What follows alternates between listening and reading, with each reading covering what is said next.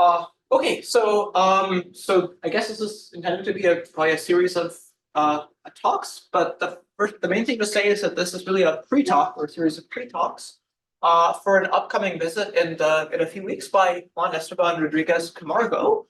And all of this material, well, all the material I'm going to talk about is due to Dustin Clausen and Peter Schulze. Maybe I will also later talk about some of the work of Rodriguez Camargo. And I guess the existing references on this are the videos by Clausen and Schulze titled Analytic Stacks. And there are also some notes by Rodriguez Camargo, which, yeah, so I guess can be, I mean, they're publicly available for a seminar. So, okay, yeah, so, so maybe, yeah, so let me get started. Okay, so I think one of the goals, so a goal, is to develop, so a goal, I guess, of Clausen and Schulze, is to develop some a very general context for analytic geometry. Develop general context.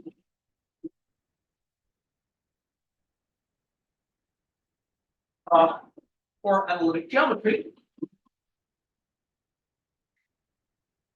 And by this, well, in particular, this means that it should be sort of a well-behaved category that one can study that should include, for instance, schemes, let's say Arden stacks,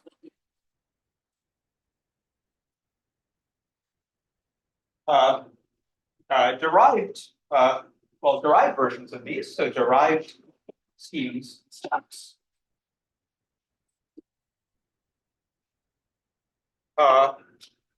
Formal schemes.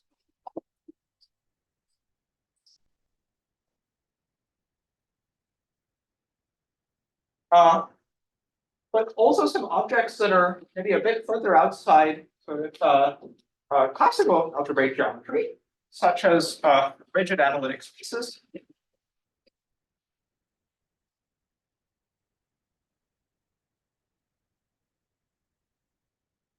Static spaces, which are a generalization of rigid analytic spaces.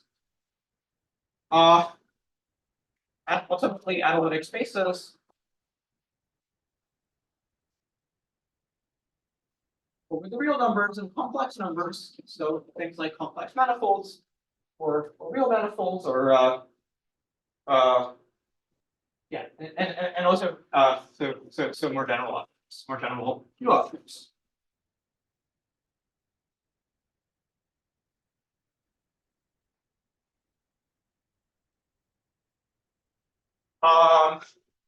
Okay, so right, so this is supposed to be some sort of very general, at least a very general setup that can encompass a lot of different spaces where people have tried to set up sort of categories of geometric objects, and also give some tools for sort of working with them.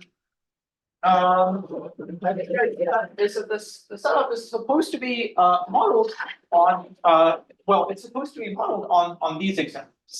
So it's supposed to be modeled more on the idea of sort of algebra rather than analysis or manifold theory. So it should be modeled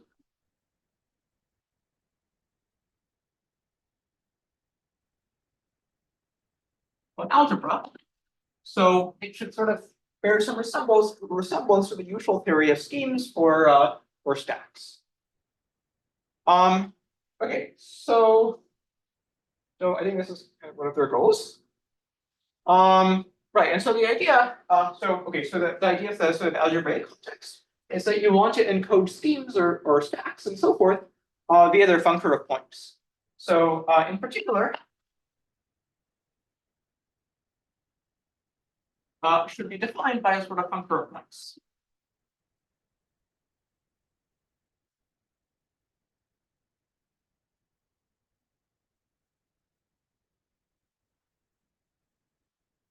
So an ordinary, right, so in ordinary algebraic geometry, schemes embed fully faithfully into functors from commutative rings into sets. Right. So some of these more general objects are not, well, you can think of a scheme in sort of a diagrammatic or functorial fashion as a functor from rings with sets that satisfies some properties. But maybe typically these more analytic objects are not sort of thought of in this way. And one of the goals of Clausen and Schulze is to bring these analytic objects into a similar picture like this. Okay, so right, so one wants to think about the other objects in that fashion. But first, let me say something about the algebraic setting. So the algebraic setting, when one can think about schemes as functors from rings to sets, but it's convenient to enlarge this and modify this in some ways. So okay, so this is maybe the starting point.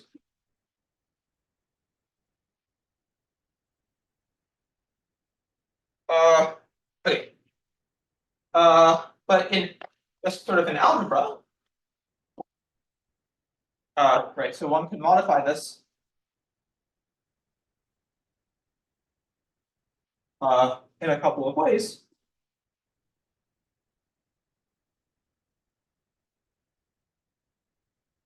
Right, so the first is that instead of considering functors that are valued in sets, one can consider, right, so this is good for schemes, but one can consider functors valued in groupoids, for example, to consider Artin stacks. And maybe even more generally, one can consider higher Artin stacks. And so then you would replace sets by anima or homotopy types. So one can modify this in a couple of ways. So one is to replace sets with anima. So this corresponds to considering sort of higher stacks instead of schemes. And another is to replace this classical rings with animated rings. So replace classical rings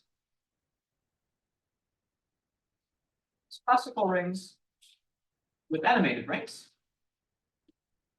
or commutative rings. And this corresponds to sort of allowing a derived direction.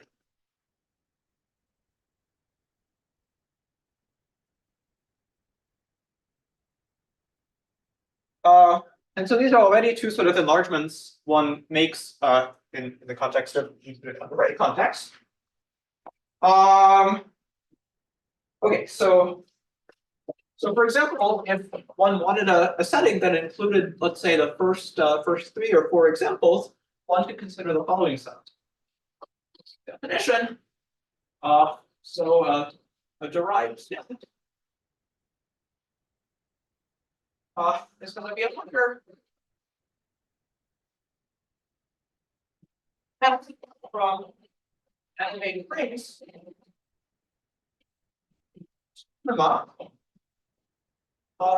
Well, maybe we don't want full functors, but we want functors that satisfy flat descent. So which is a sheaf. I'm going to say satisfying flat descent.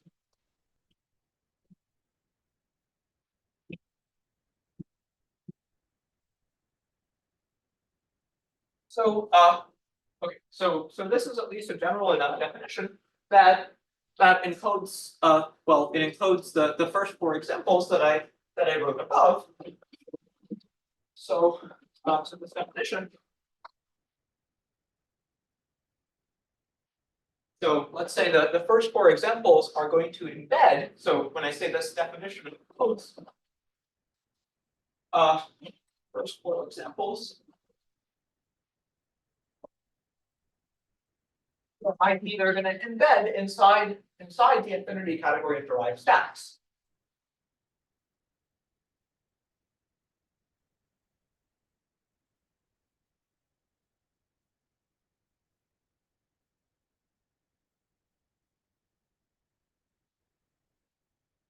So this notion of the derived stack gives a more general and sort of diagrammatic definition that encodes, that in particular generalizes these 4 examples.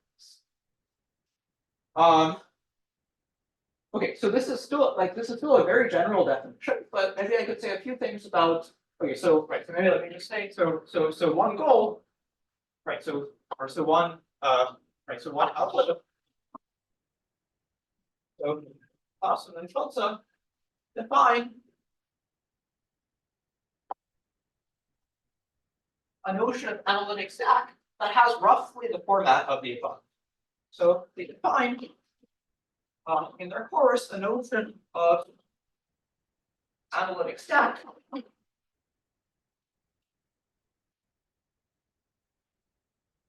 has roughly the above form.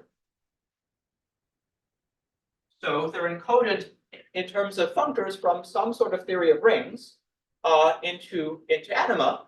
So that is roughly the above format.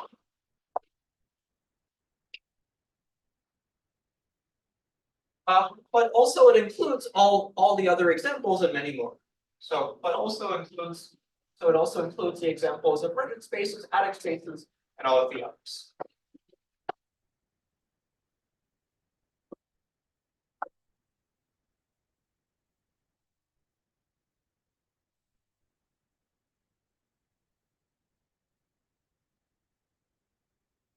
So in particular, one of the key, right, so one of their key innovations is to define a sort of a new theory of rings, a much more general theory of rings that is going to replace sort of classical rings or animated rings.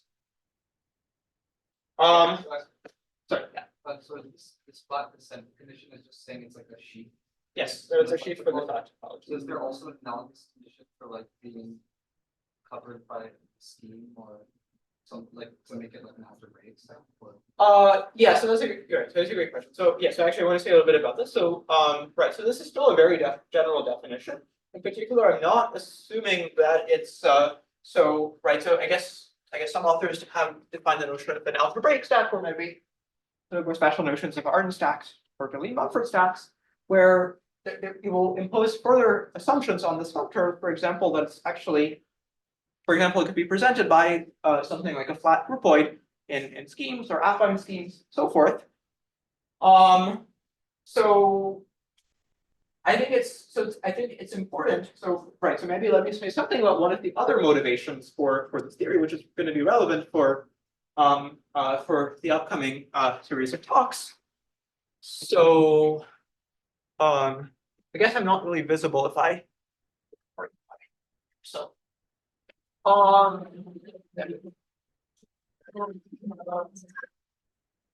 So my understanding is that they the form of use is more or less this format. yes. But the data is reached by something like the Projetable. Yes. But not only topological rings, but I think one of the key discoveries is that it's not only enough to say topological rings, but they define this notion of an analytic ring, which in some sense is a type of symmetric monodal category, and that's so that's sort of the replacement of animated rings. Yes. So you're explaining this totally valuable. Yes. So for us, for what should we know? That is a very remarkable notion of analytic ring. Yes. And the key ingredients of their approach is to replace rings by analytic. Yes. So I'm going to say more about this. But I just want to sort of also say a little bit about why one wants to consider fairly general stacks. And not only like Arden stacks. Yeah, but this is just that definition includes all stacks and not just Yes, not only algebraic stacks. Okay, so right, so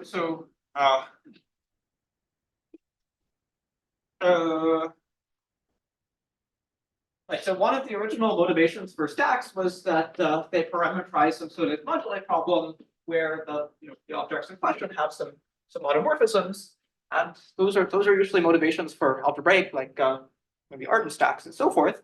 But one of the motivations for allowing much more general stacks is the connection with cohomology theories.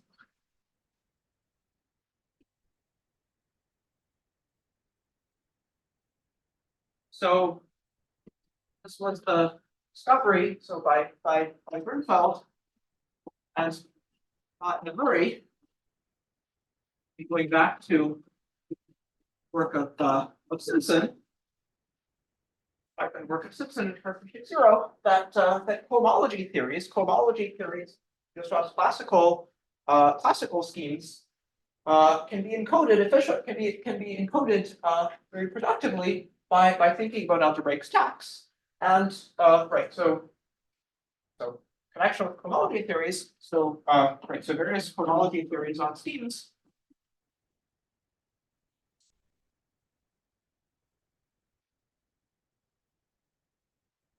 are encoded by stacks.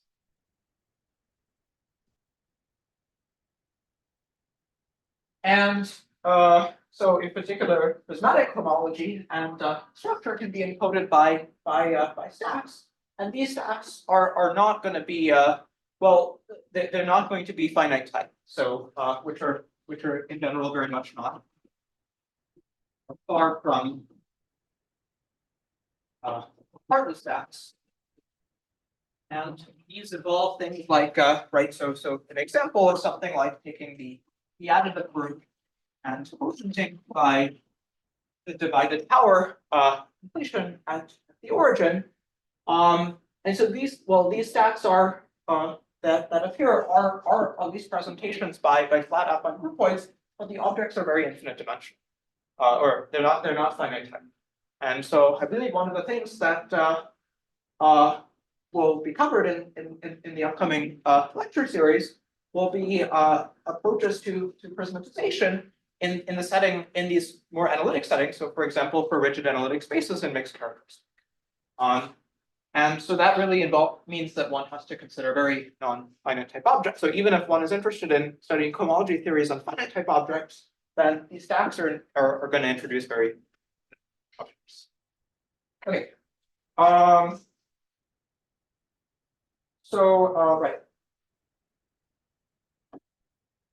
So let me just say one thing about so why do we want flat descent? So in particular, so they also have some analog of that. It's not quite flat descent, but in their context. So why do we want flat descent?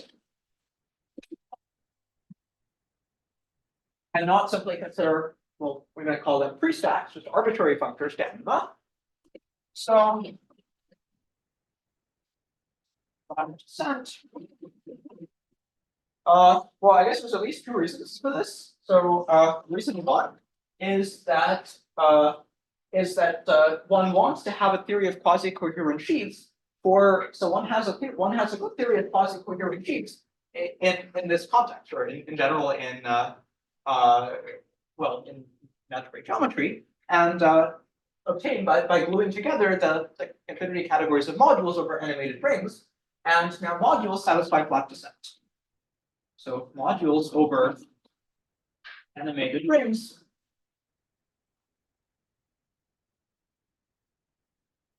satisfy flat descent. So the flat topology is perhaps something reasonable to consider if one wants to define quasi-coherent sheaves on derived stacks and ultimately on analytic stacks. That's a question. Yes. Is the proof of this essentially the same as the classical flat descent arguments that one sees? Sorry. So in the case there being a section. Yeah. Right. Yeah. So this actually is so in particular, so this is a derived version of the fact that modules over animated rings satisfy flat descent is a derived version of the fact that classical modules over classical rings satisfy flat descent. It's a little bit. Maybe I should say something about this. So what's essential?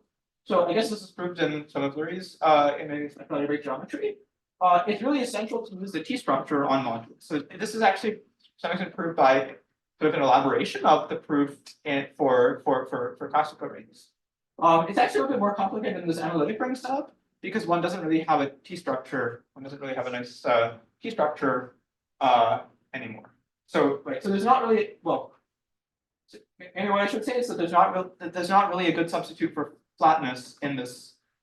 There's not really a notion of flatness in the context of analytic rings that behaves very well. So open immersions are not flat in the analytic set. okay, so but maybe later. Sorry, so 2 is that right, so we want to remember how to glue things. So we want to remember, for example, that P1 is obtained by gluing 2 copies of A1, right? So we want to remember how to glue things. And so in particular, there's an important example that Klaus and also given in their course. So they want to remember that. So first of all, like in algebraic geometry, you want to remember that P1 is glued from 2 copies of A1 intersecting along GM. But in their setup, they want, if you're over a non-Archimedean field, so if you're a QP, then they want to think about P1 over QP as glued either that way or as glued by the sort of like the locus where T is less than or equal to 1, the locus where T is greater than or equal to 1, and the annulus. So those are actually 2 different ways of describing P1 over QP, and they want that to be true. They want those to be sort of both valid decompositions in their category of analytic sense. So already in the algebraic setting, we want to remember that we can glue things, and in fact there'll be sort of more general ways of gluing things in this analytic context. Okay, so right. Yeah. So what were you thinking about when you said open immersions are not flat? Yes. Yeah, in this, so when you consider P1, for example, what is a good cover in a flat topology? So I guess so that's in the analytic in this theory of analytic stacks.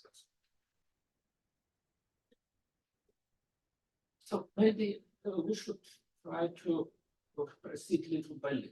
So from another point of view, so you explain some perspective on this theorem, but another one is that they probably they are trying to develop kind of version of topology and functional analysis for the 21st century. And so, for instance, my understanding is that instead of the role of topology in space is played by condensed sets, this and the role of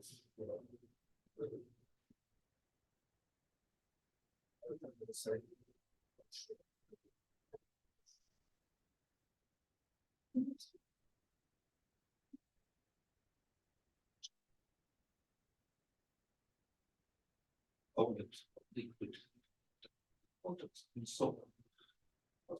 So maybe we should first try to understand what a version of.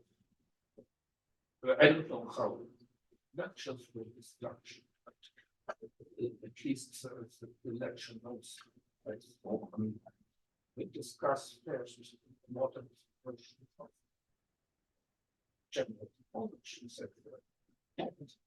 So from analysis.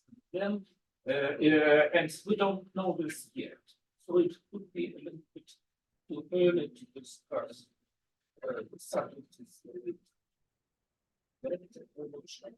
Other technologies, since we don't know some basic. Yes. So yeah, thanks. That's my plan. Yeah, this was just supposed to be an introduction. Yeah, so just maybe the goal is at least hopefully we can say something about that that this is roughly the format, and but the main thing will be to explain this replacement of animated rings, and okay, so that's what I wanted to start with. Yes. So suddenly,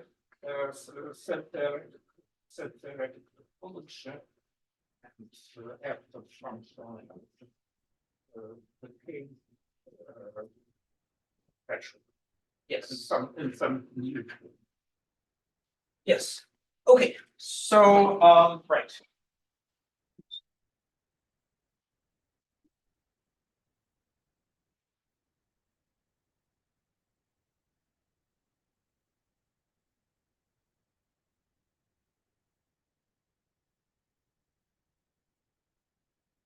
Okay, so right, so in particular, one of the ideas is to one of the key ideas is to replace this notion of a ring with something like a topological ring, which will have something like a category of topological modules. But there's the usual issue that topological modules are not really well suited for doing algebra or homological algebra, something like that. And so one of the one of the innovations is the theory of condensed abelian groups.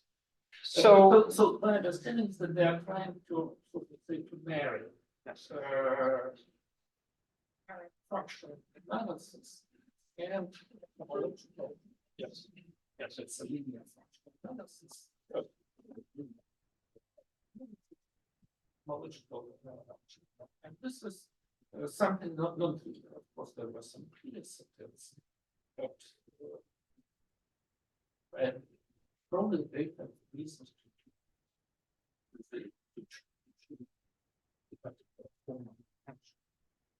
yeah. Okay. So let me start with a little bit of motivation for this. So again, the motivation. So one point of view is that the category of rings is built from you start with the category of abelian groups, and so now you want to replace abelian groups with some sort of some sort of category that is a little bit like topological abelian groups. Okay, so I want to say a little bit of motivation for this notion of solid abelian group, which Kostner chose to define before I define sort of condensed abelian groups a little bit more generally and more systematically. So my understanding is that solid is a modern word for complete. For complete non-Archimedean. One of the modern. Yes. So and solid is a notion of completeness, which is adequate in order for non-Archimedean. Yes. And my understanding is that in your lectures, a listed function will not appear, or maybe appear.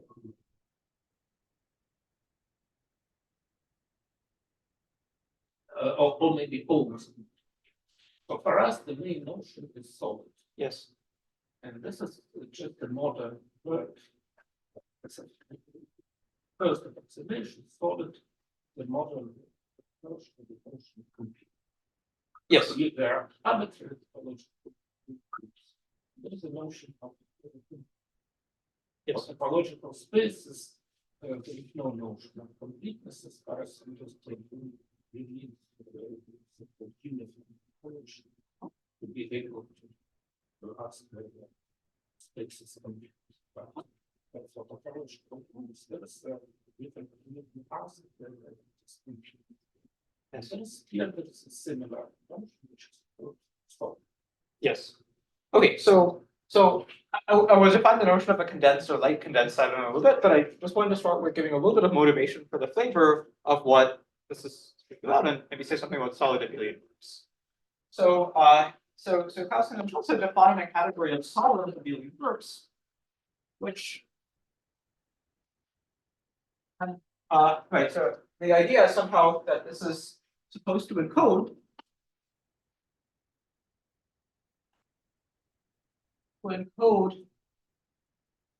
a topological abelian group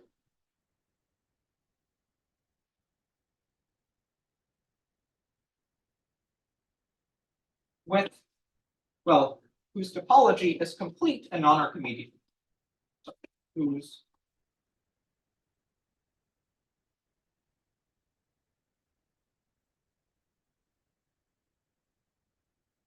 and non-Archimedean.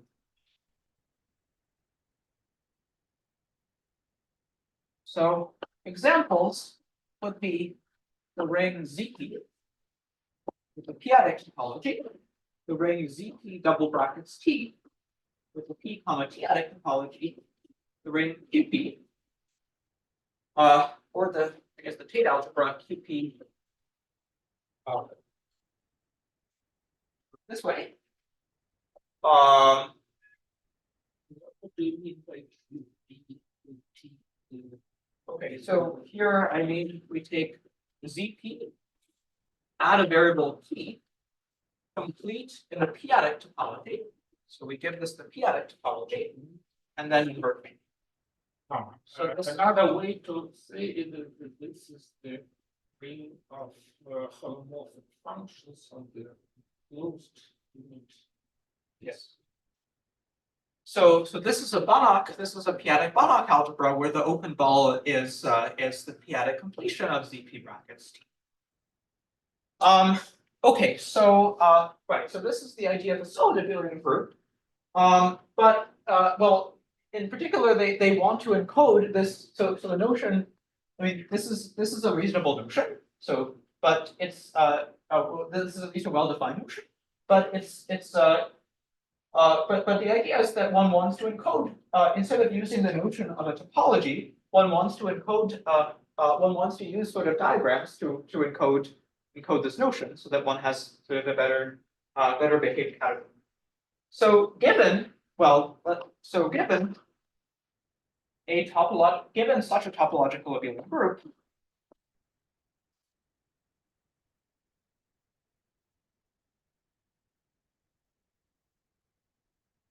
which I'll call A. So one way you could try to remember some of the topology of A is to consider the collection of all null sequences in A. So if you want to remember just a little bit more than just the algebraic structure of A, one thing that you could write down is the abelian group of null sequences. So the collection of sequences A0, A1, A2, such that AI goes to 0. This is countably indexed. Countably indexed. Yeah, and so maybe for this to really be a good notion, we should also say that it's a topology with a countable basis near. For this analogy to really work, well, you really want to consider a topology defined with a countable basis near 0.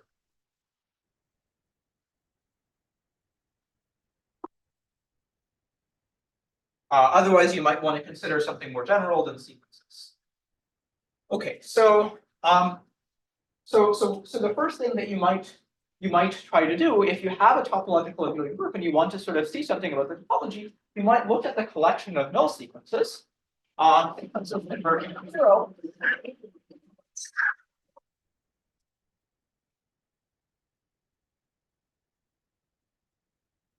However, an observation is that the collection of null sequences carries well. So first of all, it's an abelian, carries some additional structure.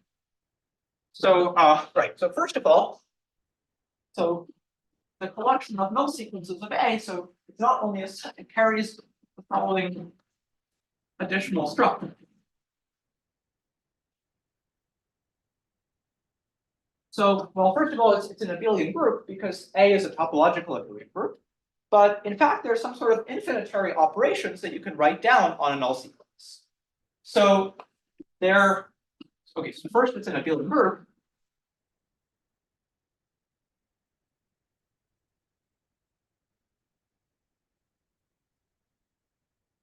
But also there are some sort of. So are you so A was a topological abelian group? Yes. Assumed to be complete.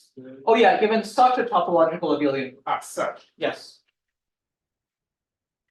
Okay. So the collection of null sequences is, so I want to first thing is, first of all, it's an abstract abelian group. You can add null sequences, but you're also allowed to form certain infinite sums. So given a null sequence,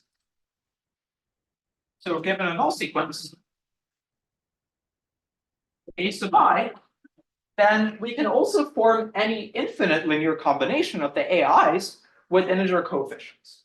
Then, so the sum of n sub I, A sub I, for I greater than or equal to 0, in A is well defined for any sequence, let's say n sub I in C. So if you have a null sequence in A, then well, this non-Archimedean complete property should be telling you that whenever you have a sequence of integers, you can form the sum of the A sub i's as a well-defined element of A. And well, more generally, if you can do this in such a you can also use this to produce null sequences. So non-Archimedean is crucial. I'm sorry? Non-Archimedean here is absolutely crucial. Yes. Right. So yes, in particular, because it's non-Archimedean, you can do something like take the sum of all the a sub i's, and then you get a new well, you get an element of a. So let's say it this way. So given okay, so this is a way of starting with the null sequence and getting an element of a, but you can also think about operations just on null sequences itself. So given a matrix, let's say n sub ij in C. So this is an infinite matrix, so indexed over all I comma j greater than or equal to 0. And let's see. So well, so then, well, given a null sequence AI, then I should be able to form a new null sequence. So form a new null sequence given by forming these infinite sums of the AIs. So let's say So you get to form the sequence. yes. And then Yes. an additional assumption it will Yes. be a null. Yes, under an assumption that on the supports of these, so let's call this null sequence. So let's call the sequence. Well, one can form a sequence, which is so for each I, I'm going to form sum of nij times a sub j for j greater than or equal to 0, and index this over I. And I guess I need a condition if well, I guess I want that if I is sufficiently large, then these nij's are all 0 for a bunch of j's sort of small enough. So I guess I want to say that for all m, there exists. So hopefully I do the quantifiers right. So there exists an n such that nij equals 0 if I is greater than or equal to m, and j is, oh sorry, I is greater than or equal to n, and j is less than or equal to n. Okay, so in particular, I want so just to give an example, so given a null sequence a1, a2, then I should be able to form a new null sequence, which is sum from j equals 0 to infinity of a sub j, sum from j equals 1 to infinity of a sub j, sum from j equals 2 to infinity a sub j, and so on and so forth. So whenever you have a matrix with integer coefficients that satisfies some sort of, I don't know, asymptotic, well, either upper or lower triangular condition, then that should give you an operation on the collection, on this abelian group of null sequences. So for instance, if the topology, for instance, a discrete abelian group, Yes. Your opinion. Yes. Oh yeah, I should have given that example. So any discrete abelian group is okay, and then a null sequence is it's just one with finite support. Yes. And then the question is which ring acts on the finite sequence of finite. So in other words, which ring acts on the which ring acts or ring model over it.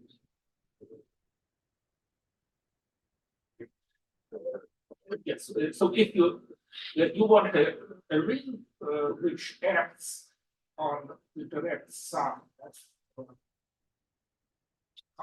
any copies of any real. Yes. I think I want maybe countable. Yeah. So maybe can I? So it's not. Yes, but yeah. So maybe let me say this.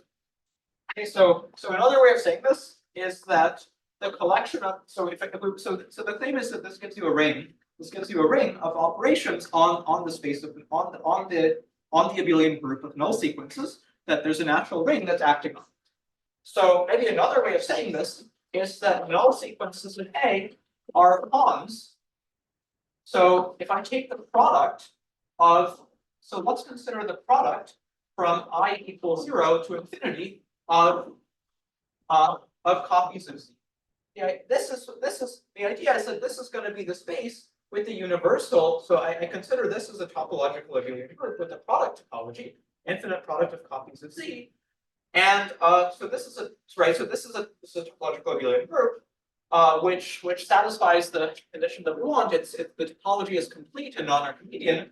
And well, so maybe let me right over here. So we want to think this one but clearly, then the product equals 0 to infinity of C is the universal null, or it's the topological abelian group with the universal null sequence, namely 1, 0, 0, 0, 1, 0, 0, 0, 1, and so forth. These converge to 0 by definition of the product topology. And whenever you have a null sequence, then you've got a natural map from product of copies of Z into A. That's precisely saying that you're allowed to form, given a null sequence, A0, A1, A2, and so forth, then you're allowed to form this. So if you think about it this way, maybe another way, instead of saying that we forms from such a product to A is the completed direct sum of jumping. yes.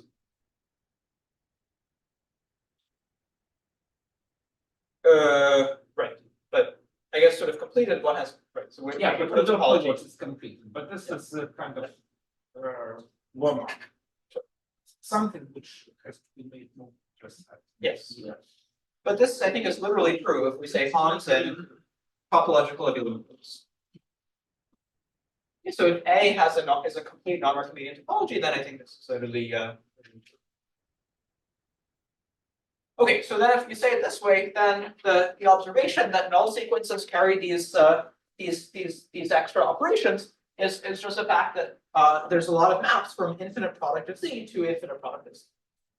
So let R be the ring of endomorphisms, but in topological abelian groups of product of a countable product of Z's.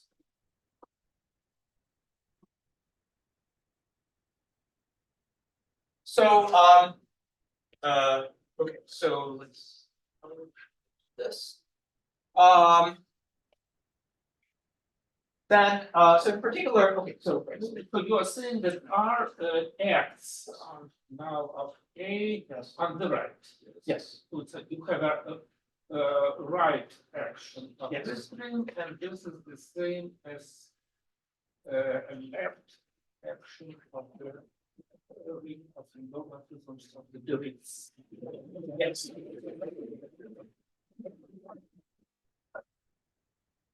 So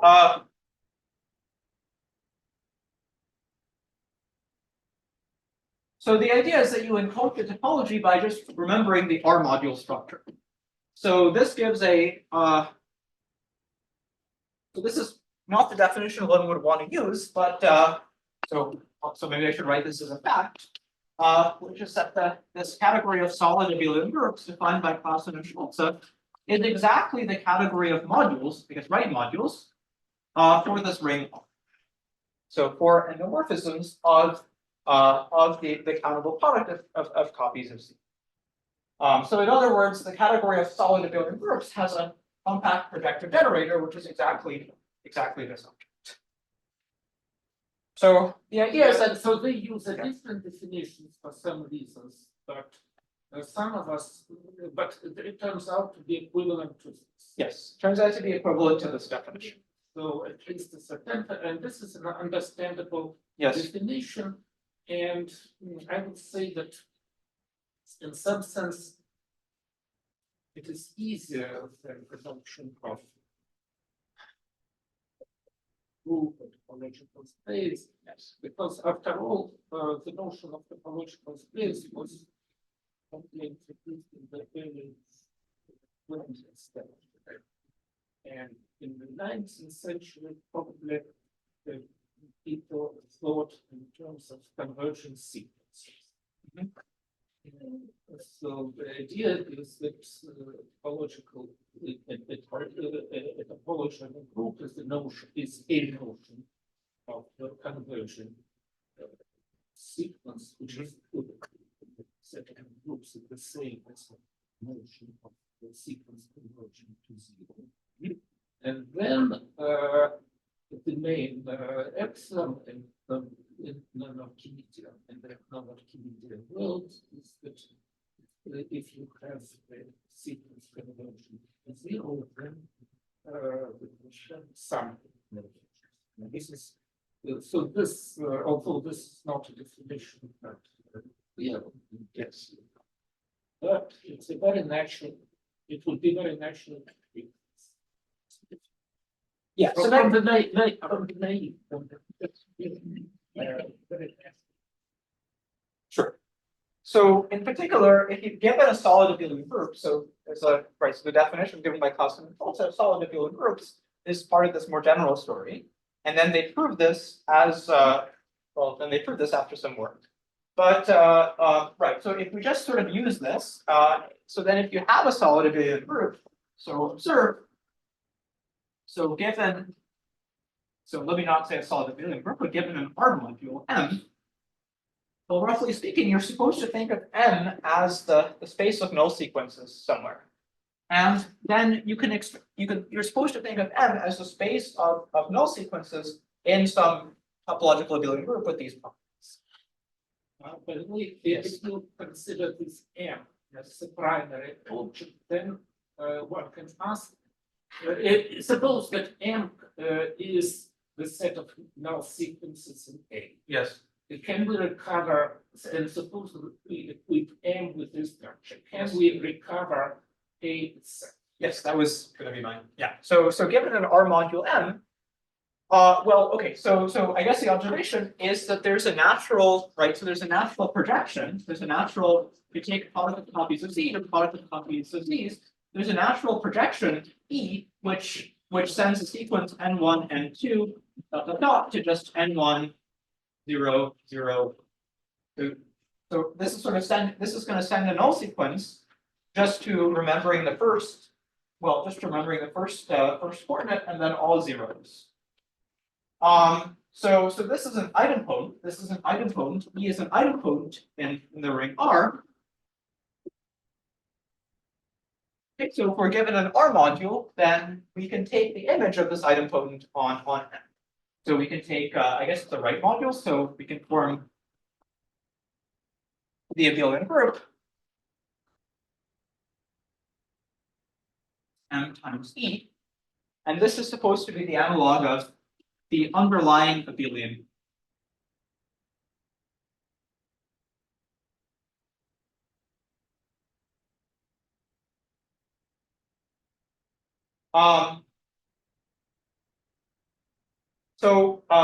Right, but so the thing to be a little bit careful of is that solid abelian groups are really different from topological abelian groups, because if you do this, it's possible you could have a non-zero R module such that this is 0. So the difference, and sort of what makes the theory work, is that M can be non-zero, so a solid abelian group can be non-zero, even if it's underlying. So okay, so I said it in this language, but also in their setup makes it more natural. Given a solid abelian group, it in particular has an underlying abelian, which is sort of the first thing that you see from it. But the caveat is that M can be non-zero even if the underlying abelian group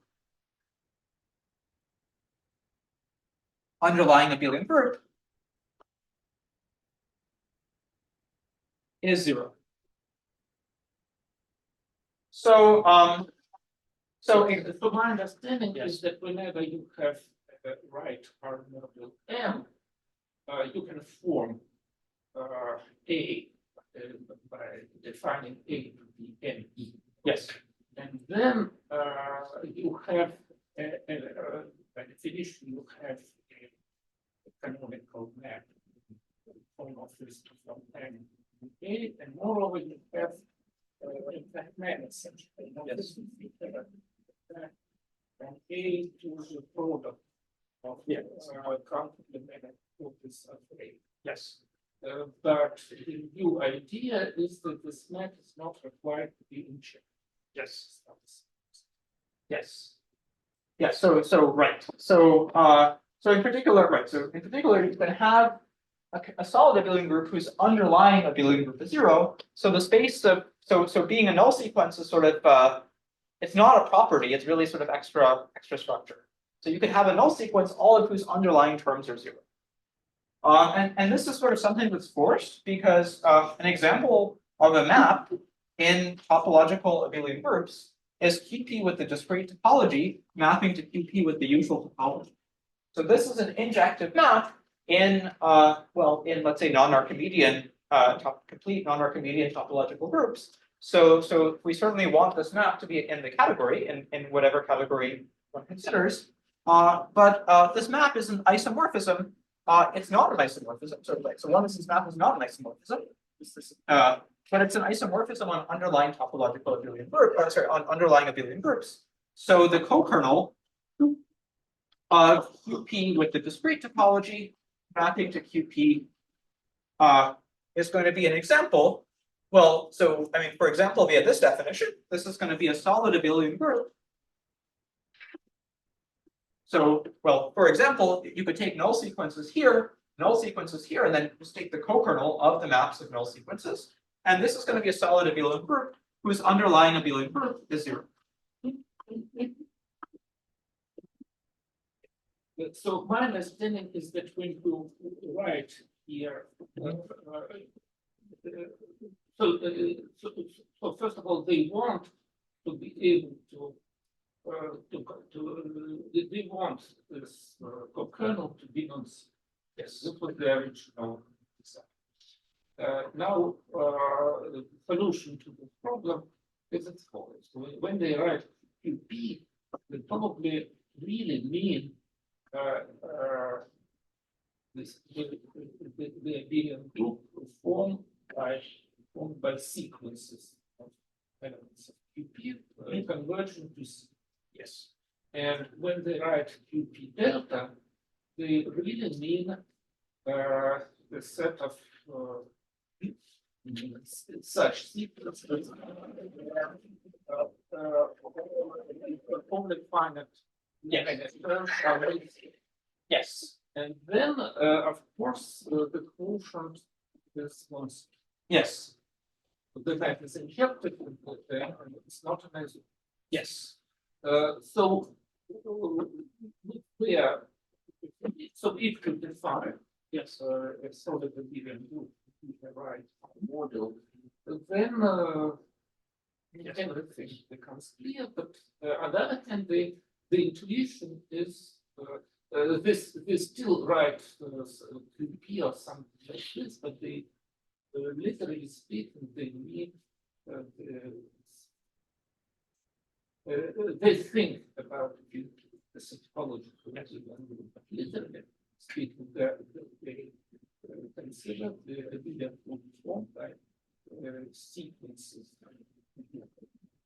Convergent is Yes. since they are reinforced.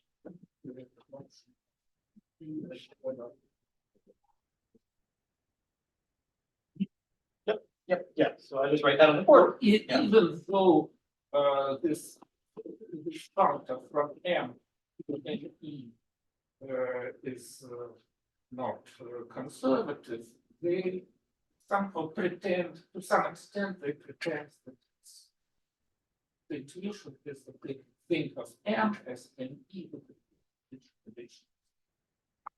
Well, I mean, at least for ordinary topological abelian groups, I think in general, yeah. So just to clarify, so this idea, I mean, this was always one of the issues in trying to set up a homological algebra with why topological abelian groups don't form an abelian category, because you have a map like this, which is whose co-kernel looks like it should be 0, but it's not an isomorphism. And in this context, the point is that you encode the topology by thinking about the R module, the right R module with null sequences, and then over here you get just finitely supported functions from the natural numbers QP, and here you get all f from the natural numbers QP converging to 0. Yeah.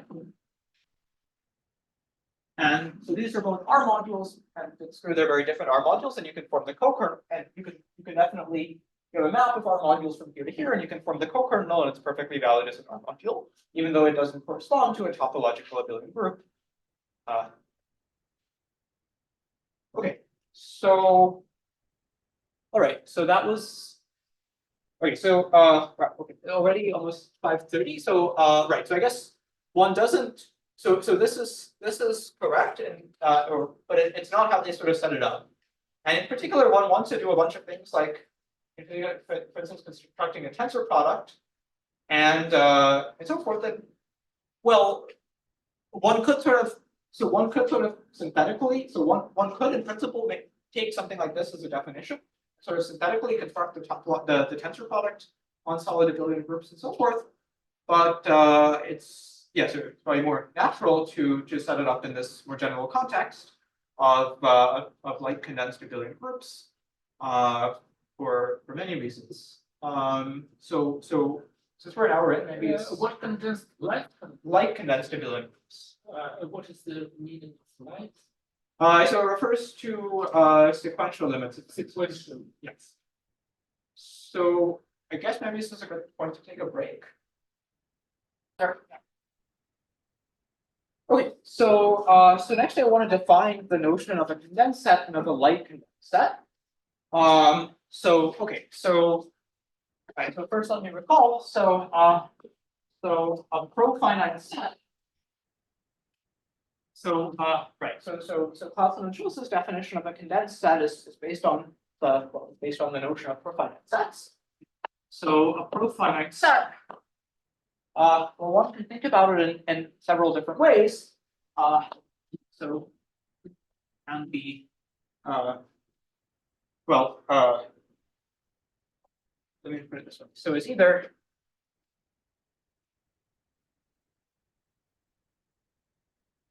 right. So first of all, it's an object of the pro category of finite sets.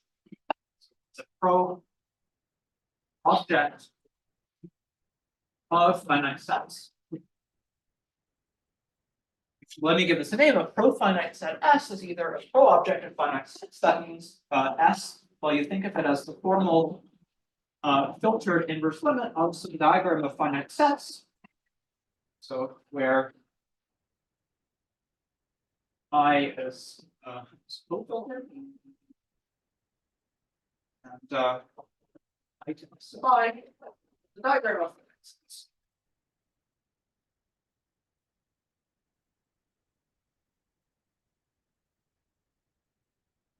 So if you think about it this way, then the category of profinite sets. So maybe I should say this is a description of the category of profinite sets. Then the category of profinite sets is the pro category of the category of finite sets.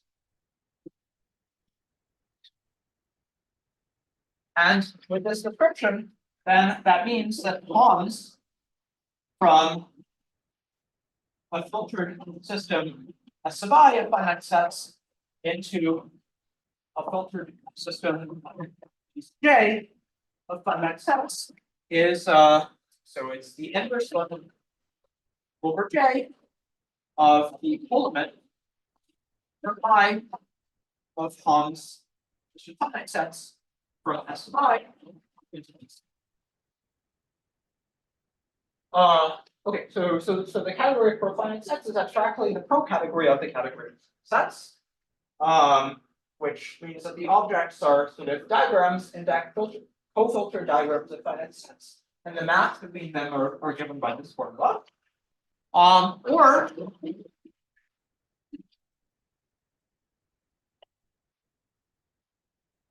a compact Hausdorff space S, which is totally disconnected.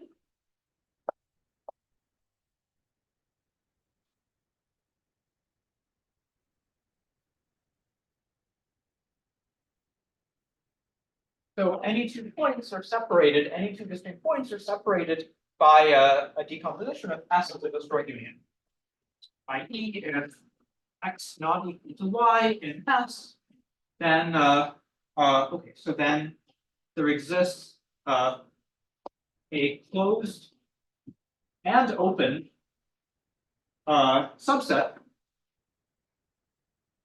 U sitting inside S, such that X belongs to U and Y does not belong to U. I guess Y belongs to S.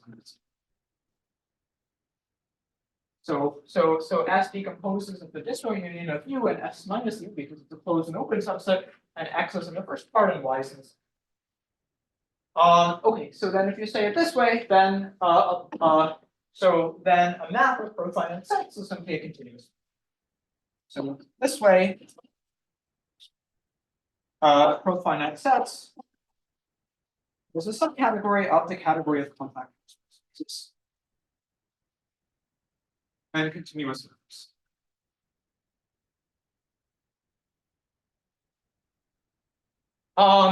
Okay, so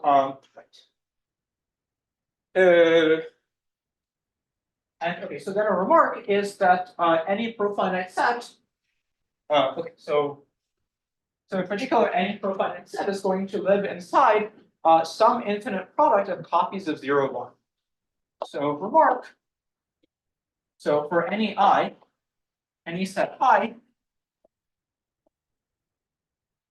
if I take the set 0, 1 to the I, then this is a profinite set. Then this has the structure of a profinite set. For example, with the product topology, or as the inverse limit of double inverse limit of finite products, is a profinite set.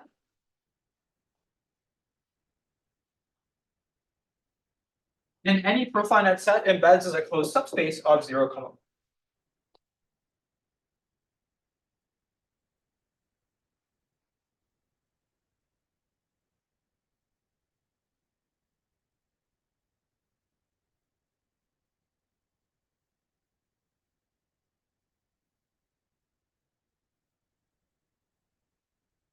Okay.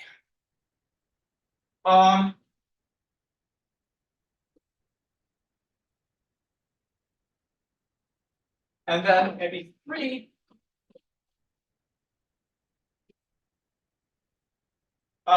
Okay, sorry. So these are these are all going to be, I said, right. So these are all descriptions of the category of profinite sets. Either it's a pro-category of finite sets, or it's a subcategory of compact Hausdorff spaces with this total disconnection condition. A third way of describing it is via Boolean algebras. So the category of profinite sets is the opposite of the category of Boolean algebras. So let me just say what this is. This is kind of useful. So a Boolean algebra. So a Boolean algebra is a commutative ring R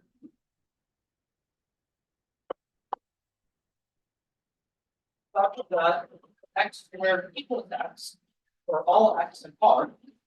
So this means that R is an F2 algebra.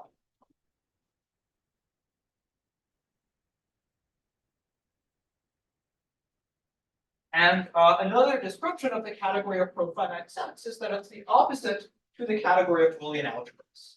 So explicitly, this equivalence or anti-equivalence of categories, given a profinite set S,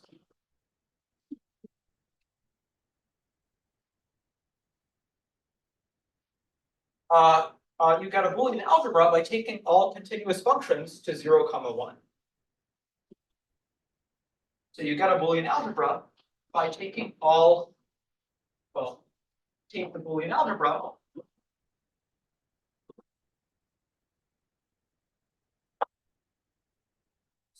S into F2. So continuous maps from S to F2. So you are saying that if x squared equals x, then in particular this equal x. Yes. So 2 squared equals 2, which means that 2 equals yes. Great. Yeah. Okay. So the claim is that there's an anti-equivalence between profinite sets of Boolean algebras. And okay, so let me describe the functors in both directions. So first is that if you have a profinite set S, so if you think about it, okay, so let me think about it in if you think about S as a totally disconnected, as a compact Hausdorff space, then you would take continuous functions from S to F2.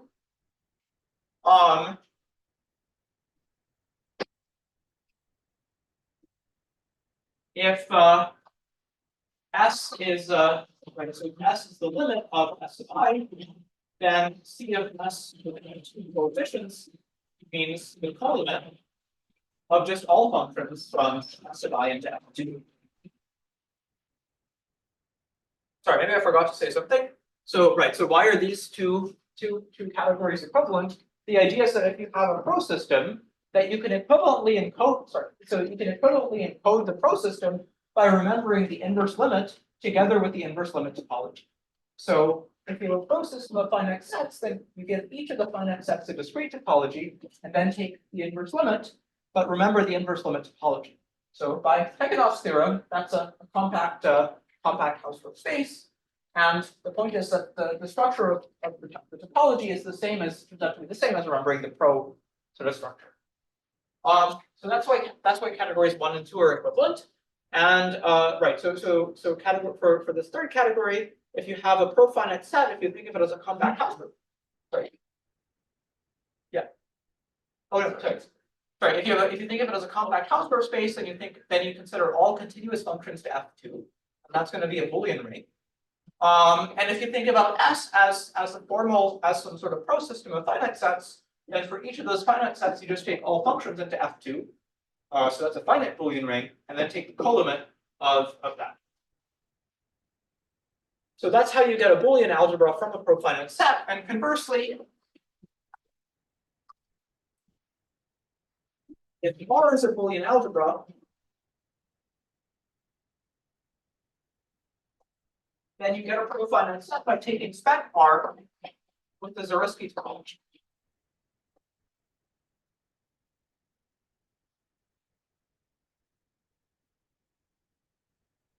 So is compact Hausdorff and totally disconnected?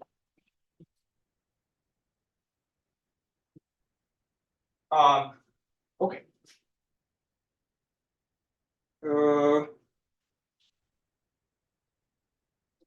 Say,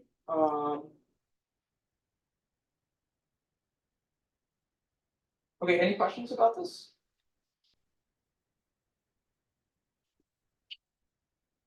Okay, so okay, so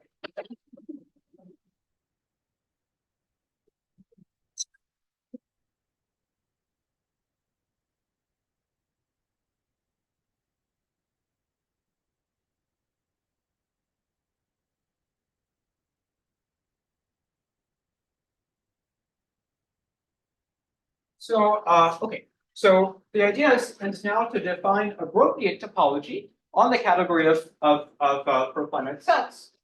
So define a Grothendieck topology.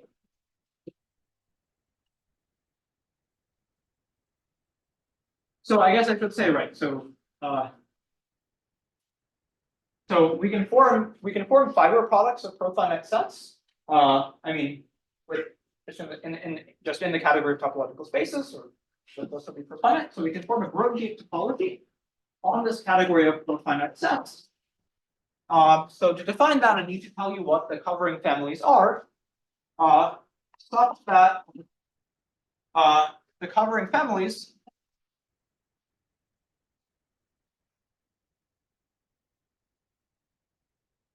well, I guess they're generated by, let's say, a finite collection. So let's say I have a profinite set T. I have some finite collection of profinite sets S sub I and maps from some finite collection of profinite sets S sub I with continuous maps to T, and the condition is that they're jointly surjective. Finite jointly surjective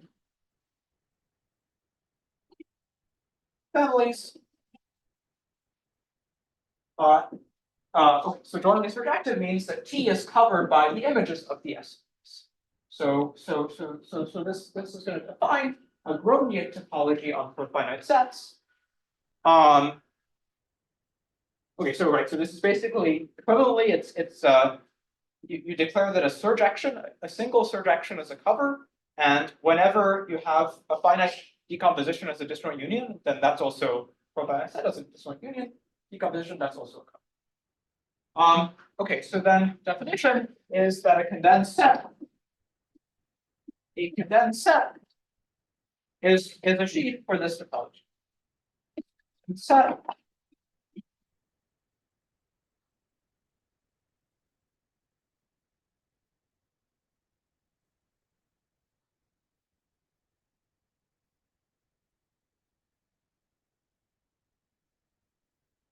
so this is the But you do here this arbitrary defined set, so it's theoretically it's something, and this topology is not any small. yes. Okay, sorry. So right. So this was our origin. So this was the original definition of Clausen and Schulze, which you can read about in the notes in the 2019 notes by Schulze. So okay. So let me say let me address that, but let me just sort of write out what this means very explicitly. So right. So this was supposed to be a suitable replacement of the usual theory of topological spaces, and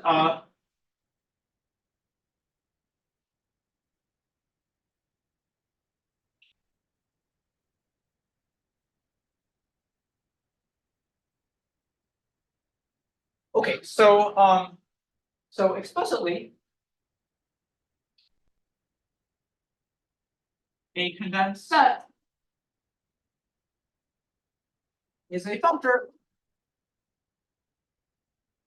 F from profinite sets up.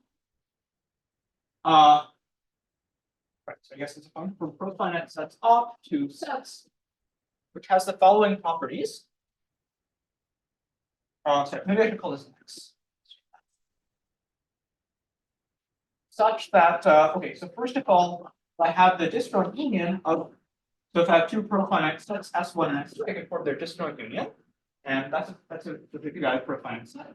And the value of X on it maps to the value of X on S1, also maps to the value of S2, and this map is required to be in S. And second of all, if F lowercase f from T to S is a surjection in profinite sets, then okay, so then X of S, well, it maps to X of T. And if you have a point of X of T, it's going to map in two different ways to X of T cross over S with T. So we can form the Fourier product of T with S as a profinite set, and it maps that maps in two ways to S, such the maps to T, such the maps to S become the same. And the statement is that the value of this functor X on S should be the equalizer, should be so the S points of X should be exactly those T points of X, such that when you pull back in both ways to T cross over S with T, you get the same points. So have this equalizer. So this is what the G condition means. Okay, so this was the original definition. So I guess given in the notes from 2019. So right, so but now there's some set theoretic there's a set theoretic issue here, which is so the category of profinite sets is large. So right, so in the 2019 notes, the idea, well, this was sort of resolved by restricting to profinite sets of some bounded cardinality, but then also letting that bounded cardinality go to infinity. And this is there were some reasons for this, namely that this category of condensed sets in this way, it turns out to well, so there was an important observation that they made that the category that they use that the category of profinite sets has projective objects. These projective objects are very large. So okay, I have not so much time. So maybe instead of saying more about that, I will explain their modification of it, which where this sort of set theory is not there anymore. Okay, so the modification is the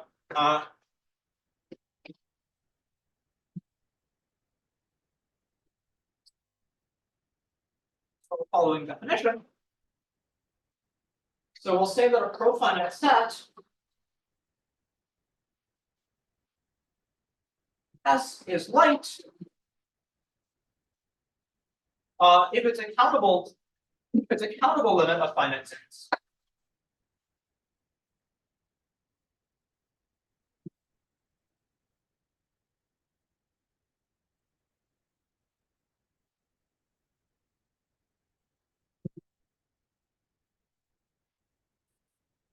So this means, well, this is equivalent to saying, well, you can any countable limit will be cofinal to a sequential limit. So in fact, you can write S as the inverse limit of a tower. So Sn mapping to Sn minus 1, mapping to S1, where the SI's are finite sets. And also you can assume that all the maps are surjective. All the maps in this transition are surjective. So Clausen and Schulze in their more recent lectures have proposed a modification of the notion of a condensed set, where you restrict the class of profinite sets that you allow to these like profinite sets. So these are the profinite sets, which are countable limits of finite sets. So this I think there are just few. yes. So well, you have this thing. This is a it's a small category. Many points and then counter continue. And that's it. No, prime for many instances. So okay, so maybe I should move that. Okay, so maybe I should just give a couple of examples before proceeding. Right. So the examples. So some examples of like profinite sets is one is right. So one is a Cantor set. So 0, 1 natural numbers. So this is one that we. So this is a particularly important one to consider because if we want to think about the p-adic numbers, well then these are a set. I mean, as topological spaces. We morphic to this. And then another example is n union infinity. So this is right. So this is right. So this is the natural numbers, but then you add a limit point at infinity. So the natural numbers, as they get larger and larger, they limit to infinity. And you can think of this as a right. So you can think of this as the inverse limit. If you want to think of this as a profinite set, then this is the inverse limit of 1 to up to n, and then add infinity, and then you take the limit in n over this. And I guess n plus 1 is going to map, n plus 1 in the m stage is going to map to infinity in the next stage. So this is a profinite set, which is mostly, well, mostly it just looks like a discrete set, the natural number, but then they have this accumulation point at infinity. So this is a particularly important example because this is encoding the notion of a sequence with a limit.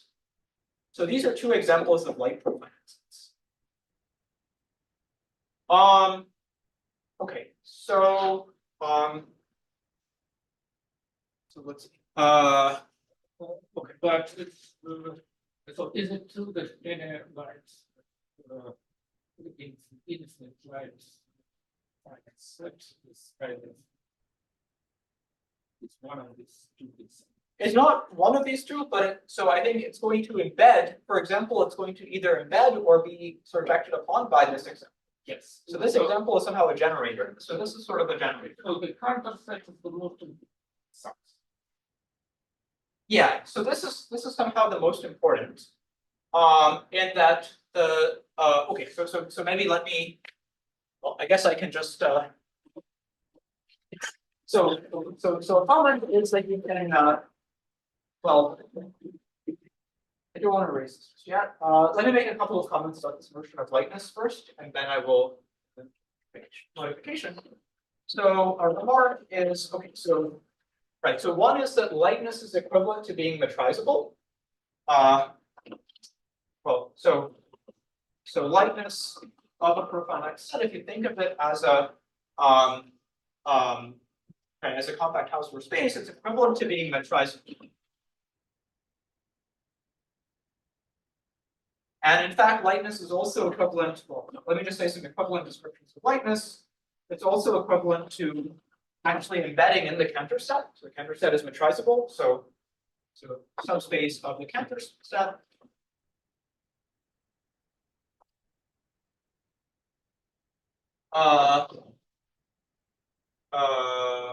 Or surjective subspace or quotient of the Cantor set.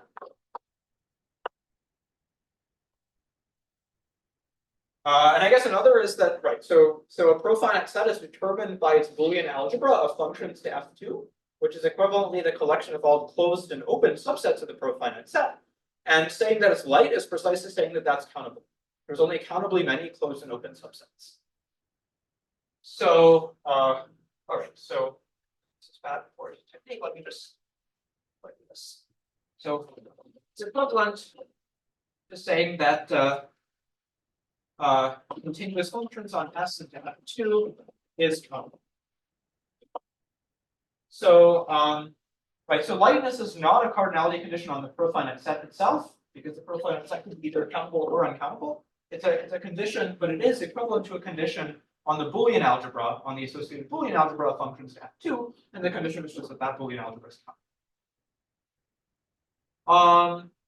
Okay, so that's the notion of a light profinite set. And right, so the other comment is that we had these two particular examples. This one because it's the generator of light profinite sets, and this one because it encodes the notion of a sequence. So with this in mind, then you can say all of the same words with light profinite sets. So so you can define a topology of light profinite sets where again you use finite covering families, finite Rothley projective families as covers, and then you define a light condensed set.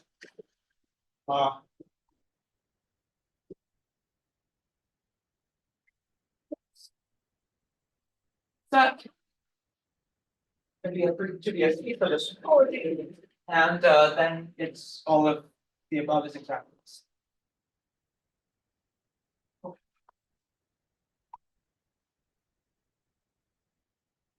So now you don't have any set theoretic issues because the category of light profinite sets is again it's equivalent with, well, it's a small category. Because you're bounding the cardinality. Okay, so this is a light condensed set. And so note that light condensed sets, so by construction they form a topos.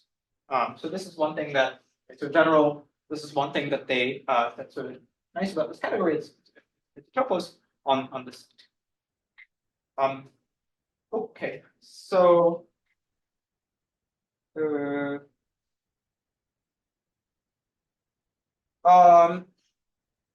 sorry, so maybe I should say, okay, so any questions about the definition? Great.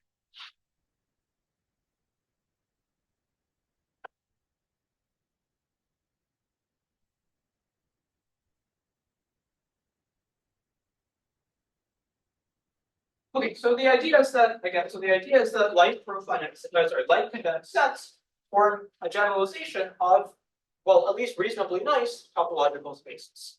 So construction, so given a topological space X, we can form a light condensed set. So this is, so we can form a light condensed set.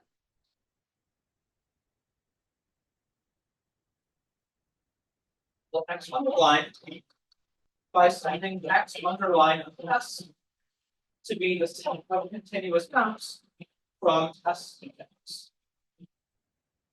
So, so given a topological space, we can extract a light condensed set by remembering for each light profinite set S, remember continuous maps from S into X.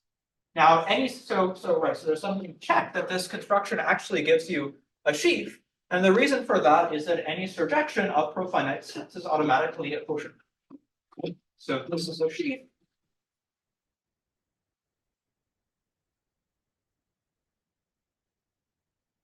Because any surjection in profinite sets is a quotient. So the idea is that this gives a way of encoding a topology in somehow a diagrammatic fashion, just as a functor from some category to sets. Okay, so this is supposed to be, so the idea is that again, this is supposed to be sort of a generalization of well, what was in the first half of the lecture. So you could try to encode a non-Archimedean topological abelian proof by remembering the collection of null sequences. So note that if you have a light condensed set, then you can evaluate it.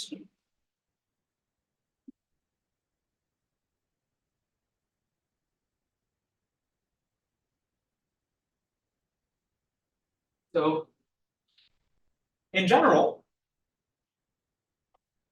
yes. Am I right that actually instead of profinite sets or light profinite sets, you can consider just all compact Hausdorff spaces with exactly the same topology? Yes. And then those for a base in this topology, the sheaves will be exactly the same.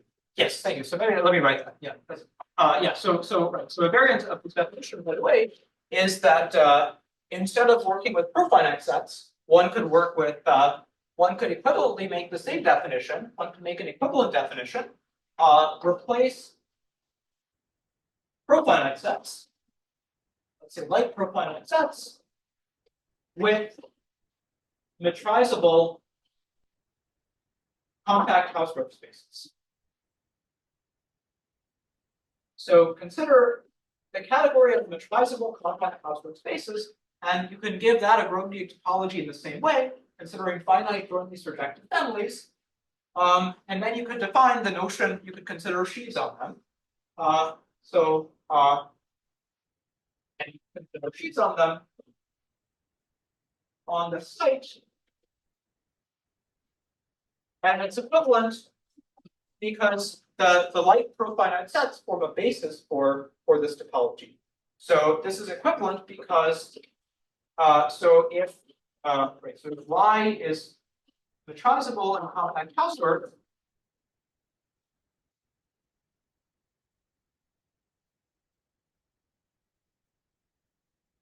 then there exists T in light profinite sets and a surjection, a continuous surjection from T onto 1. So any metrizable compact Hausdorff space can be written as a quotient of a light profinite set. Yeah. Okay. Okay, sorry. So just to go back to what I was saying earlier, so in general, for any light profinite set, so kind of analogously to right, so it was in the first part of the lecture. So maybe I can erase the notion of a light condensed set.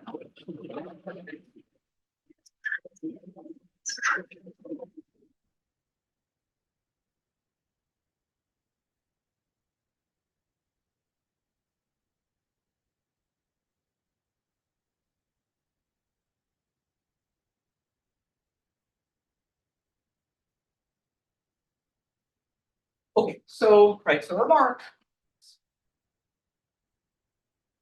So given a light condensed set X then you can do the following. Well, first is that you can evaluate it on this point.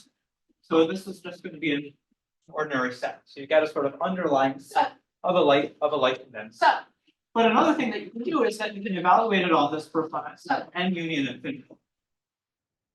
And so this is, again, this is going to be a set. And informally, this is supposed to be the collection of all sequences. The collection of all, this is supposed to encode the notion of a convergent sequence. So this is all the set of all convergent sequences.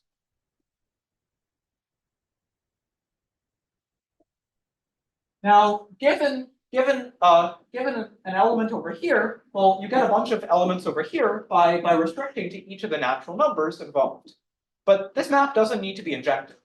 So note is that, again, so as in the remarks in the first part of the lecture, so x of n union infinity, right? So it maps to a product of copies of x of I.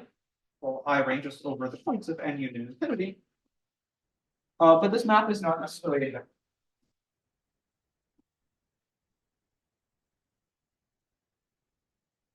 So again, this is sort of an essential point of the definition that in general when you want to form some sort of non-Hausdorff, like very non-Hausdorff quotient like QP mod QP discrete, then you'll get this kind of situation. Okay, so I'm all right. Okay, so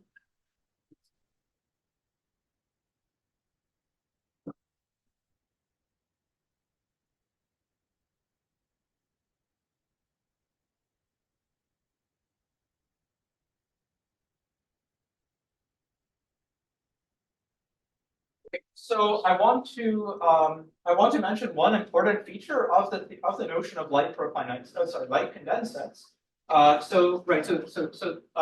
Which is not shared by so they form a topos, which means that the category has a lot of nice properties, but they have one additional feature which is not shared by most topoi. And so the proposition is that light condensed set. So I didn't get its name, so let's say just condensed light. Has a property that a limit of a tower of surjections, of a sequence of surjections, remains surjective. Has the following property.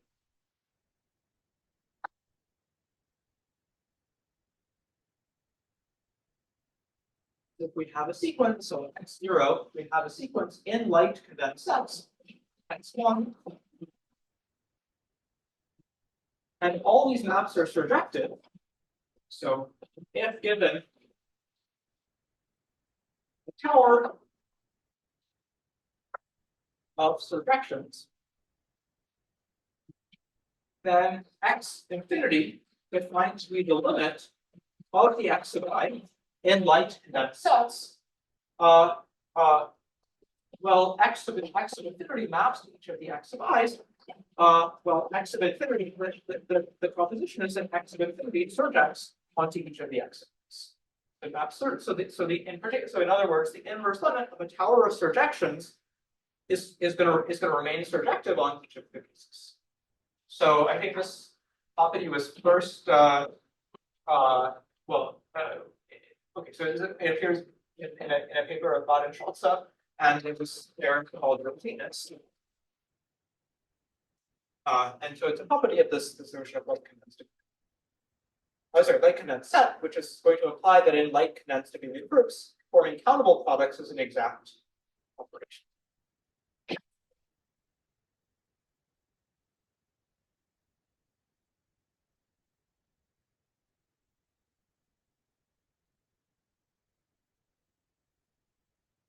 So what is the proof? Proof. Right, so let's say that we have we want to show that it surjects onto x0. So let's suppose we have an s point of x. So we think of that as a map from s to x0. Well, it doesn't necessarily lift to an s point of x1, but given an s point, given an element x0 in lowercase x0 of s, or some profinite set. It doesn't necessarily live to x1, but there exists a surjection in like profinite sets. That's right, S1 not being surjecting on S, such that well, when you restrict to S1, then it lifts to X1, such that X0 restricted to S1 lifts to S1. And then you can sort of keep continuing this process. And then, okay, so it lifts to X1. So get X1 and X1 of X1. And again, that doesn't necessarily lift to X2, but it does after by assumption, after you replace S1 by something that surjects onto it. So there exists S2 surjecting onto S1 such that X1 lifts to S2 and X2, and so on and so forth. And so I guess in most sites you would run into a problem because these S sub i's don't necessarily stabilize, and you can't you can't sort of refine your cover a countable number of times. But the key feature of light profinite sets is that they have sequential limits, and sequential limits of surjections are surjections. So if you allow that, so using that, then you can lift this all the way to x infinity. So then basically what you do is you sort of continue this inductively and take s infinity to be the limit of s sub I. And okay, so maybe I details, but so the key feature of the site of light profinite sets is that it has countable limits, and countable limits of surjections are surjections. Okay. So it's right. So okay. So right. So in all profinite sets, one of the key features, there were sort of stronger properties of all of the category of all profinite sets, namely the existence of enough projective objects. And you don't have that. So one difference in this theory from the previous theory of just condensed sets is that you don't have projective objects in you don't have enough projective objects in the site of light profinite sets. But you still do have some things that are you get some new things instead. Well, so some things still work. Yeah, so maybe let me just some things still work and some new things also happen. So, all right.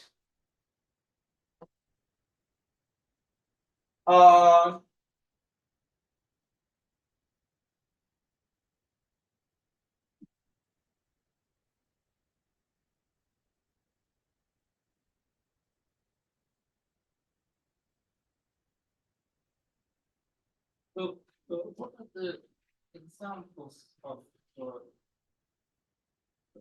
light sets? Yes. You can represent. Yes. Then, as you said, for any topological space, even if it's not example by condensed, you can just start with the topological space and then consider the corresponding projective. Yes. But are there other examples of condensed sets to keep? Okay, sorry. So I forgot to say. So when I pointed out earlier, I forgot to state the following proposition. So it sort of follows from right. So it's actually a remark, but the proposition is that the category of metrizable compact Hausdorff spaces is going to embed fully faithfully in the category of light condensed sets via this construction that sends X to X underline. So these are important examples. And in fact, the image is exactly the QCQS objects. So they're sort of characterized in some most theoretic sense. So light condensed sets from a topos, and then there's a notion of QCQS object. And the image of this functor is precisely the QCQS object. So maybe let me not spell this out for reasons of time now. But okay, so this is an example. But then also you get other things. Well, so one is that you could like any end system, any filter diagram of metrizable compact Hausdorff spaces will also give you a light condensed set by taking the colimit of those. And actually, a lot of examples arise in those forms. So a lot of relevant examples of light condensed sets. So a lot of important examples in condensed light are so they are sort of hinge systems. So filtered colimits of objects in Hausdorff spaces, metrizable compact.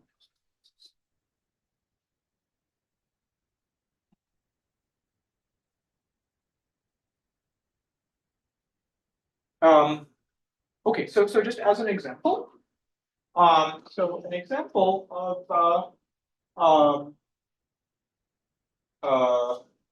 so an example is that if you have a profinite, if you have a light profinite set S,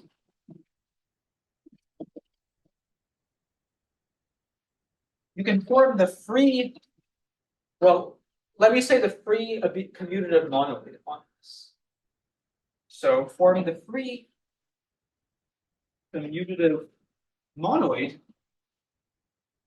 on S is going to be the union from the short union from I greater than or equal to 0, the ith symmetric power of S, where you consider the symmetric power in, say, compact Hausdorff spaces. You write S as an inverse limit of finite sets, then you can form those symmetric powers so that all the finite sets and then take them.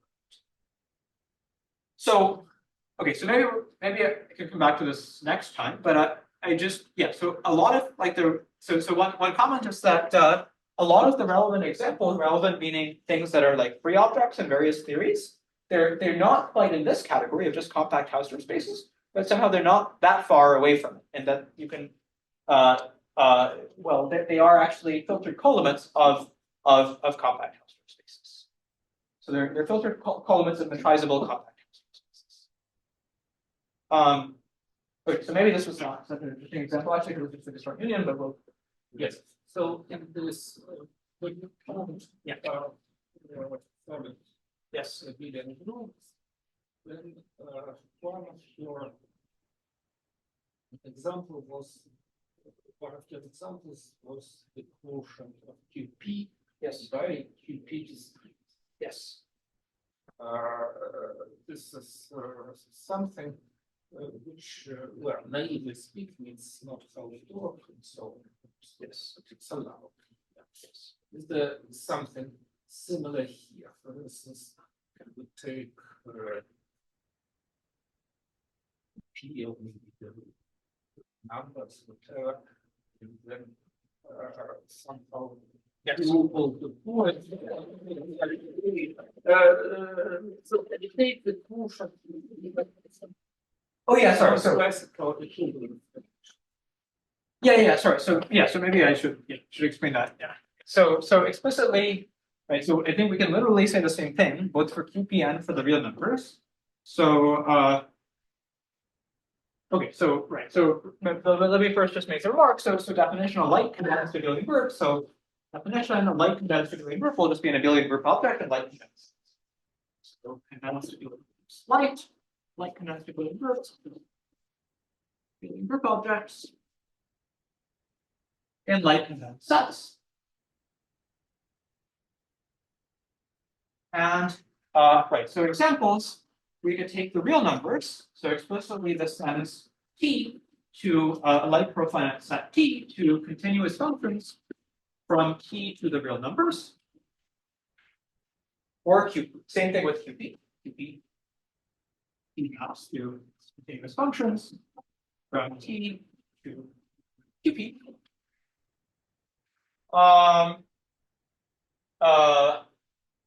Right, but then also you could consider R discrete, where now you send t to, instead of continuous functions from t to the real numbers, well, you send continuous functions from t to the real numbers with topology, or locally constant t to the real numbers. Okay, so these are all examples of light condensed abelian groups. And sort of similarly, we have a map from R discrete to R, which is an isomorphism on underlying sets or underlying abelian groups. But and it's an injective map, but it's not an isomorphism. This is injective and iso on underlying abelian groups.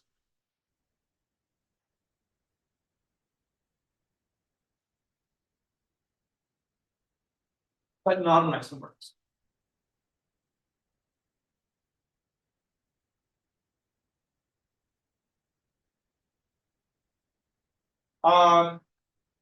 Okay, so similarly, so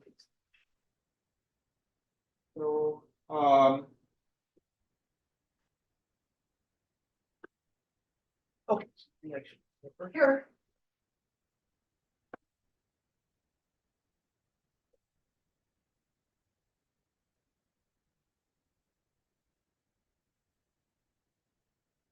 So essentially, the basic sort of building block category for Clausen-Schulz's approach to analytic geometry stacks is this category of light condensed abelian groups, and then also various sort of refinements of that. So let me yes, so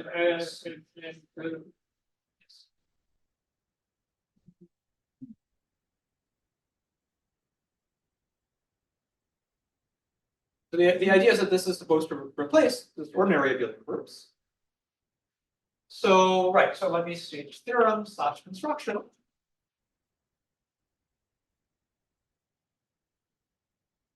So one is that so just make sure.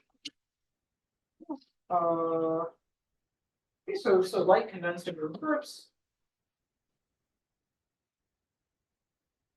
So okay, so the first part is just because it's abelian groups and abelian group objects.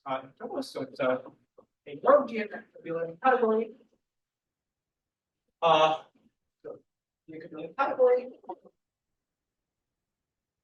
with the tensor product. So with the symmetric monoidal, with an actual symmetric monoidal structure. Again, because it's sheaves of abelian groups.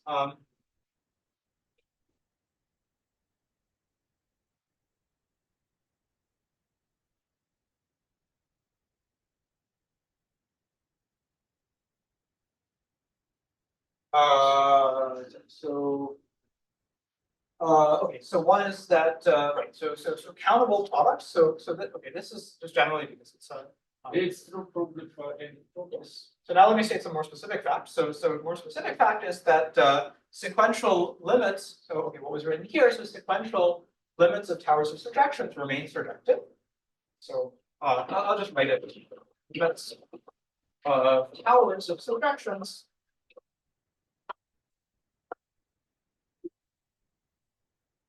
So this is the special feature that this is a replete Topological because the site has itself its countable limits of towers, so sequential towers of surjections remain surjective, and countable products are exact. So these facts would not be true in a more general fact.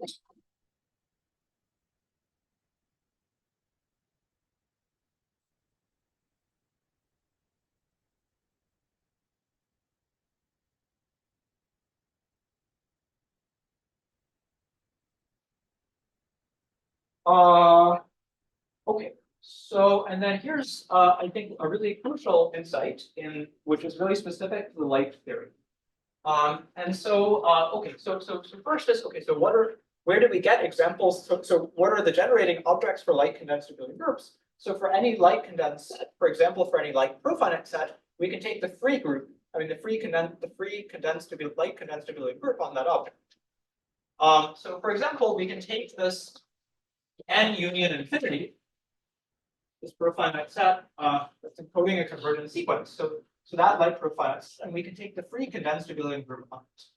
And then the theorem is that this object is internally projective. Projective in light condensed abelian groups. So in other words, the construction that sends X to the internal, so internal hum is with respect to the tensor product, because it's sheets of abelian groups, internal hum of C adjoining n union infinity into X. This is an endo functor of the category of light condensed abelian groups, and it's exact.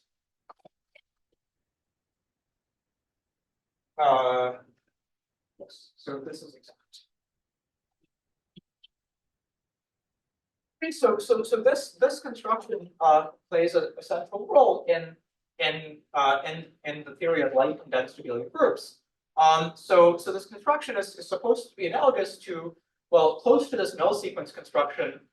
So the intuition is that you start with the, well, if you think about a light condensed abelian group as a generalization of a topological abelian group, then the intuition is that this construction is encoding.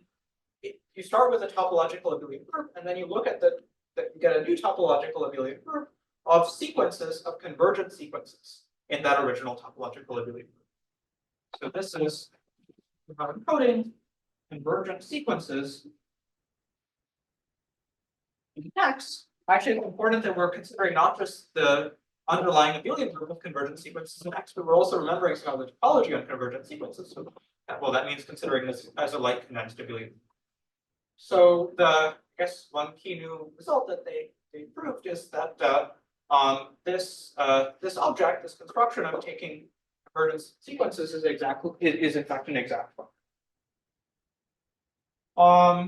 Okay, so I guess I'm just basically out of time. So I guess when I raise my next lecture, I can explain the proof of that. But maybe I just give a preview. So a preview is that they give a description of what it means to be solid. So they give a description of solid abelian groups, and so definition. And it's a definition of solid abelian groups that's very much in the spirit of thinking about null sequences and having a lot of extra structure on null sequences. Okay, so variant is that, okay, so given X, in light condensed abelian groups, let me define null sequences of X to be not internal hum from Z adjoint n union infinity into X, but you mod out by just a copy of X corresponding to the point at infinity. So internal hum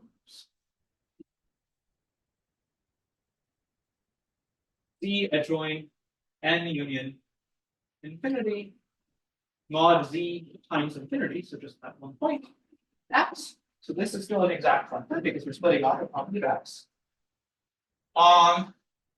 And the observation is that the collection of all null sequences, well, the collection of all sequences in X, and similarly the collection of all null sequences has a shift operator. So there's a shift operator from null sequences on X to null sequences on X, which sends, well, informally it sends a sequence A1, A2, A3, to the sequence A2, A3. So this just comes from the endomorphism of this profinite set n union infinity that shifts by one. And then the new definition that they give is that X in light condensed abelian groups is solid if 1 minus S as an operator on null sequences of X. So again, this is in right. So this is in light condensed abelian groups.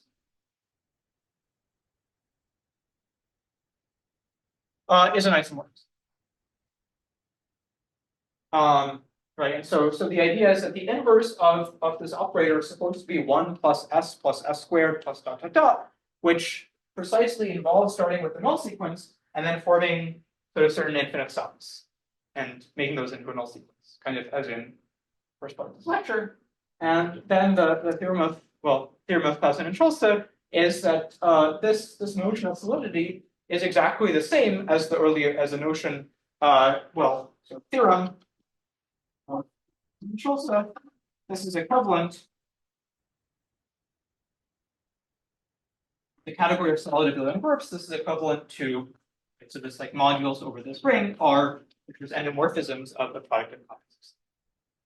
So I think maybe this is a good place to stop, or maybe when I continue in a future talk, I can explain a proof of, in particular this theorem, and then hopefully work towards this. Okay.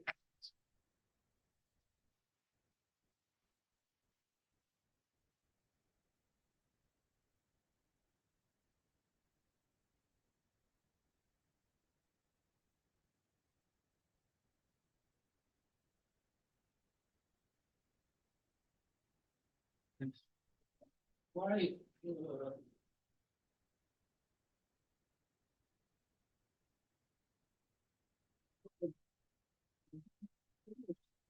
what would be wrong with just what would be if we just were more So one could work with so also this defines the tensor. This is also going to define the tensors from. I guess you could define that by hand. yes. Yeah, I mean, right. So I guess in particular they are I guess one of their insights is that they're able to give sort of variants of this definition, of very similar definitions. So in particular using null sequences to define sort of more general categories that or different categories that that are supposed to capture phenomena or comedian. So in other words, this approach is good for the liquids. So liquid is the name for the notion which captures Archimedean analysis.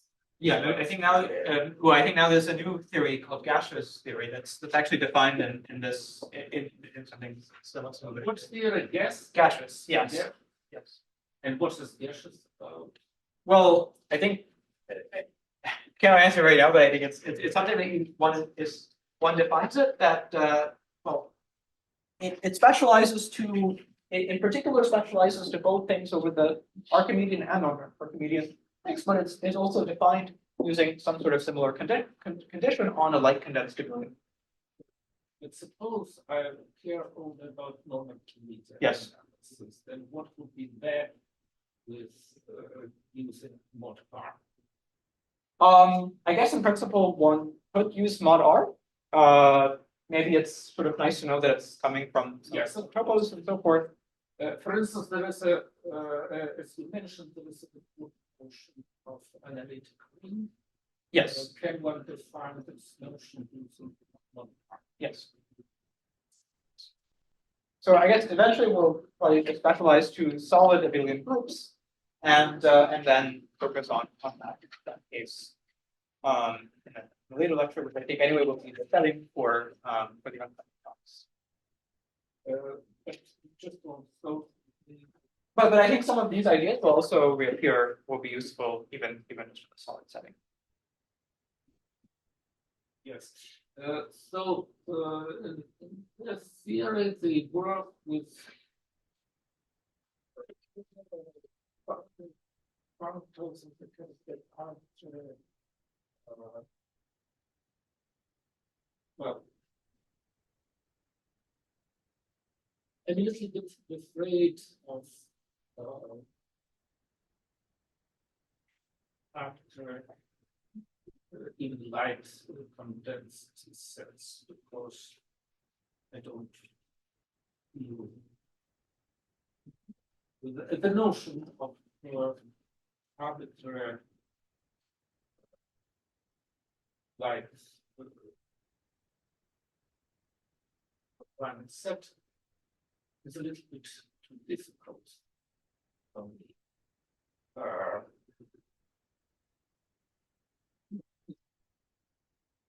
do we really need this? So you have this huge category of light condensed set. Do we really care about those which are not? Let's just go for condensed sets, unlike abelian groups, there is no notion of the completeness. Yes.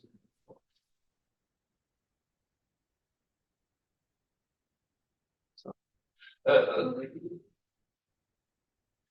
to what extent okay, let's work with abelian. We have all condensed abelian groups and solved. Maybe more general notion of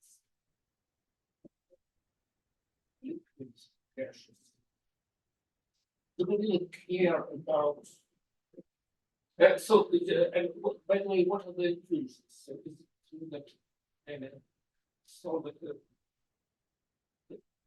Is it true that any solid is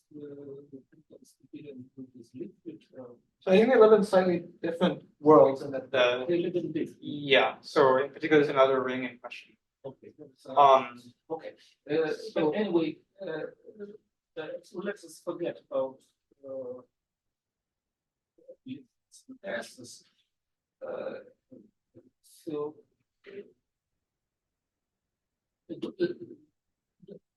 do I really care about arbitrary condensed? So it's a little, it reminds me of three sheaves, I suppose. Yes. So it's a technically convenient notion, but it's we mostly care about sheaves. Sheaves sometimes occur intermediate steps in some steps. Yes. Do we have here similar stories? There are some. So I think definitely what I was planning to do would is anyway going to specialize to the solid theory, but since the more general theory is seeing applications, I figured it would be worth presenting it in Topology. So we will mostly care about the solid. Yes.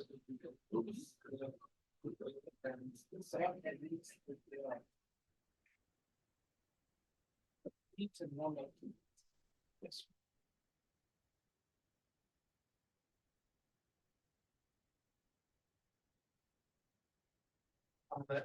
Other questions? So is gaseous it, or will there be a plasma theory as well? I think you should ask the. I think I'm not the person you should ask this question to. So when do we meet next time? What do you think? Well,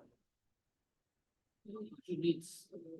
I have no ideas about the what's number of folks. So it's for you to discuss.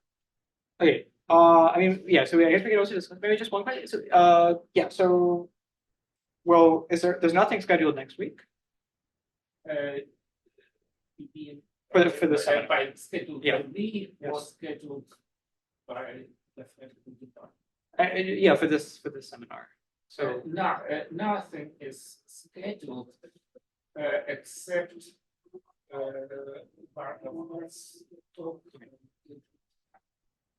okay, so I can always try to plan to resume on Monday, the usual time slot. So you want to continue this month? This coming Monday, or next Friday is also. Or I mean, I guess yeah. Okay. So let us meet with this. Okay. Thank you.